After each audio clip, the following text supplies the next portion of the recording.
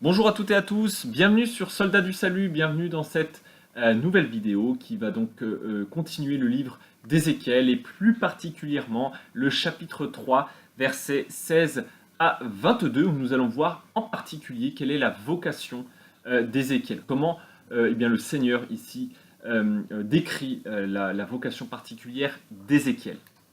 Alors, eh bien, il y a un mot qui est donné ici au verset 17, c'est le mot de guetteur. Le Seigneur établit Ézéchiel comme un guetteur. Un guetteur, c'est quoi? C'est quelqu'un qui, de par sa position, souvent en hauteur, permet de voir en avance, avant les autres, ce qui va advenir et donc d'avertir eh bien, ses contemporains de ce qui est en train d'advenir. Par exemple, si une armée est en train d'advenir ou si la paix, tout simplement, est déclarée, eh bien, de venir porter la bonne nouvelle que la paix est déclarée. C'est des figures que nous voyons dans le prophète Jérémie ou chez le prophète Ésaïe. Et donc de ce point de vue-là, c'est intéressant de voir que Ézéchiel, qui fait partie des temps nouveaux ici, en fait, qui est inclus dans la vision, hein, on voit la fin, on voit au verset 12 à 15 qu'il est inclus ici dans cette vision, donc il fait partie des temps nouveaux, de ce qui va advenir, pour être renvoyé au milieu des temps anciens, c'est-à-dire au milieu du monde, pour être un guetteur, c'est-à-dire celui qui sait, au fond, ce qui va advenir, tout simplement par son témoignage. Et nous, qui en Christ sommes une nouvelle créature, c'est-à-dire sont les prémices de ce qui va advenir, sont les prémices du royaume de Dieu qui va être pleinement accompli un jour sur Terre, eh bien nous sommes, par notre témoignage, par notre façon de vivre, par notre façon d'être et par ce que nous disons, nous sommes un témoignage, nous sommes des guetteurs de ce qui va advenir. Voilà, cette position de guetteur, de sentinelle, en anglais on pourrait appeler ça, c'est le mot watch, hein, c'est-à-dire de veiller, ceux qui veillent, qui guettent, qui gardent. Hein, et c'est cette, au fond, position que nous avons ici. Et eh bien, il y a deux figures auprès desquelles il est envoyé, la figure de juste et la figure de méchant. Et c'est très intéressant parce qu'il doit avertir les deux. C'est très intéressant, pourquoi? Parce que très souvent, quelle que soit notre situation dans le temps, au temps d'Israël ou aujourd'hui, nous divisons toujours le monde en deux. Il y a, pour faire simple, les méchants et gentils.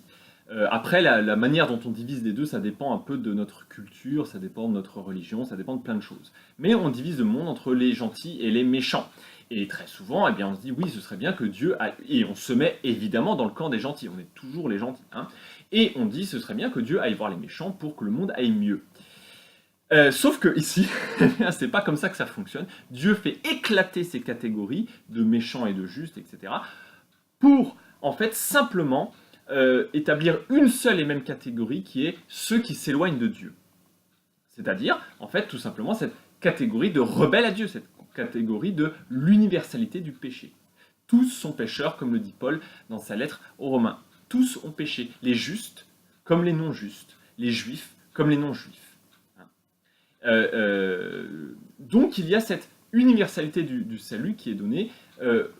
Ézéchiel est envoyé comme guetteur aussi bien auprès des méchants que des justes qui se perdraient, qui s'éloigneraient de la volonté de Dieu.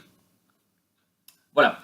Alors, la chose qui est intéressante, c'est que au verset 18, le Seigneur dit « Quand je dirai aux méchants, tu mourras. Tu mourras. » Cette question de mort est passionnante. À quoi elle fait référence, cette question de mort?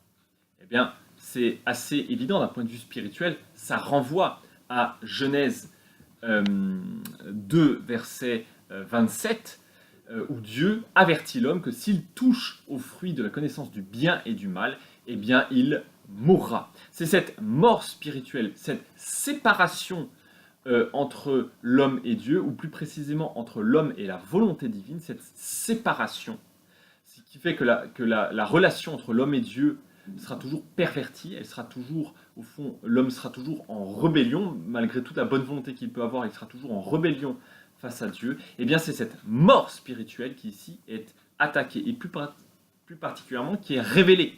Hein. Tu mourras. C'est cet avertissement, au fond, que le guetteur, que le témoin doit donner.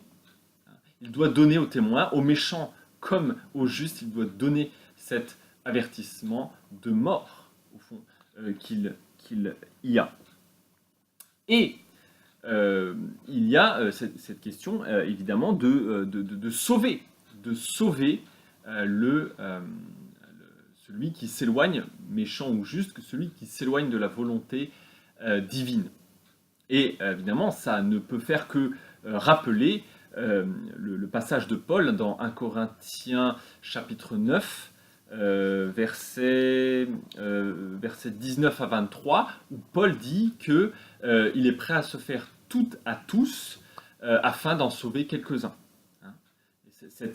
Au fond, cette situation dans laquelle eh bien, nous avons ce rôle de témoin pour en sauver quelques-uns. Hein, il dit, je me suis fait soumis à la loi pour sauver ceux qui étaient soumis à la loi, de la même manière que je me suis fait comme sans loi pour sauver ceux qui sont sans loi. Hein, on voit ici cette catégorie de justes et de non-justes, ou de juifs et de païens, que Paul fait éclater ici dans sa conception de l'universalité du salut, et donc de l'universalité du salut.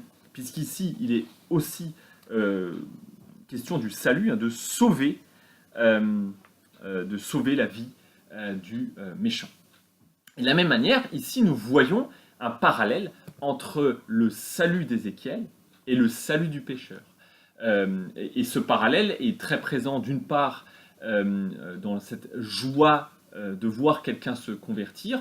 Nous voyons beaucoup ça dans le chapitre 15 de l'Évangile selon Luc, où Jésus insiste beaucoup sur cette joie céleste pour un seul pécheur qui se détourne de sa voie mauvaise, pour un seul, pour un seul mort qui revient à la vie. Et cette joie céleste, nous sommes appelés à la partager. Et ça fait aussi évidemment tout à fait référence, par exemple à Marc, la fin du chapitre 8 de Marc, où Jésus dit « Mais celui qui veut sauver sa vie la perdra, mais celui qui la perd à cause de moi et de l'évangile, de cette annonce du salut, celui qui perd sa vie à cause de moi et de l'évangile, eh bien la sauvera. » Et nous voyons exactement ici cette au fond, relation entre le salut de Dieu et la manière dont on veut parfois sauver nous-mêmes notre vie, et que ce faisant nous la perdons. Parce que eh bien, nous sommes infidèles à la volonté divine, qui est de voir, ne serait-ce qu'un seul ce pécheur, se convertir, retourner à Dieu. Autre thème, dernier thème que je voulais mettre en avant, c'est la question de réclamer le sang. Hein. Il dit, si tu n'avertis pas le méchant, qu'il ne revienne pas de sa méchanceté par exemple, eh bien je te réclamerai son sang. Alors ça c'est très intéressant parce que le thème du sang est passionnant dans l'Ancien Testament. J'ai pas le temps là en quelques secondes de vous faire un résumé, mais la question du sang est très ambivalente. C'est à la fois, le sang est symbole à la fois de vie, puisque le sang c'est ce qui transporte la vie, mais en même temps c'est symbole de mort, parce que là où il y a effusion de sang, il y a effusion de mort. Donc voilà, c'est quelque chose de très fort, le sang, dans la Bible. Mais ici, particulièrement, se réclamer le sang, selon moi, fait vraiment écho à Genèse 4, de cette première fois d'ailleurs dont on parle du péché. La première fois dont on voit le mot péché apparaître dans la Bible, c'est à Genèse 4, dans ces liens fratricides entre Caïn et Abel, avec Caïn qui tue Abel. Et donc quand il tue Abel, et bien évidemment le sang coule dans le sol, et quand Dieu dit à Caïn, mais où est ton frère? Caïn dit, est-ce que je suis le gardien de mon frère? Très intéressant cette remarque, hein, est-ce que je suis le gardien de mon frère? Et Dieu lui dit, mais son sang crie jusqu'à moi. Et ce thème du sang qui crie jusqu'à Dieu, et cette réponse de Caïn qui dit mais est-ce que je suis le gardien de mon frère? C'est vraiment ici, il y a des échos, mais en tant que témoins, nous sommes ici, nous sommes les gardiens des gens qui n'appartiennent pas à Dieu. Si nous sommes convertis, nous sommes responsables de l'avertissement que nous donnons à ceux qui n'appartiennent pas à Dieu, et nous ne pouvons pas simplement nous défaire en disant bah, est-ce que je suis le gardien de l'humanité, chacun fait ce qu'il veut, ça c'est la grande vous savez, théologie libérale actuelle, hein, c'est chacun fait ce qu'il veut, tant que tout le monde est content, etc. Mais c'est pas du tout ici ce que dit l'Écriture. L'Écriture nous dit mais vous êtes le gardien de vos frères, vous avez une responsabilité de témoigner auprès de vos frères afin qu'ils s'éloignent, méchants comme justes, afin qu'ils s'éloignent de leur perdition, tout simplement. Et de la même manière aussi que ce sang, évidemment, renvoie en écho, alors là beaucoup plus implicitement, mais renvoie en écho au sang du Christ,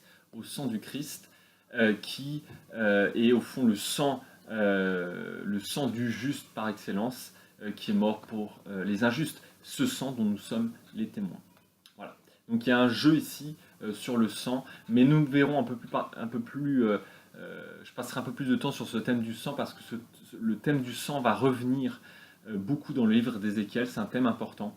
Et donc je creuse un peu plus ce thème du sang. Voilà, je termine ici. Je vous renvoie à la prochaine vidéo qui donc verra en fait, la première véritable prophétie d'Ézéchiel. Mais d'ici là, restez sang et feu.